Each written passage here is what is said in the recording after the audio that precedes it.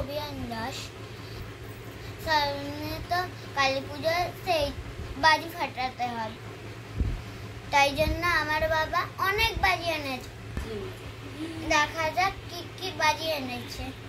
আমার বাবা কত বাজি এনেছে। এটা হলো ফানুস, কতগুলো ফানুস এনেছে।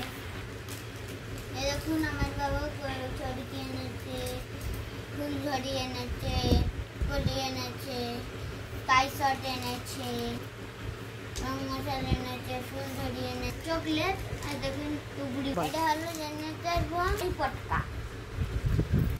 এটা দেশলাই বোম। এই দেখুন এটা নতুন রকমের বোম। এটা হলো পপি পপ, আর মাটিতে ফাটে।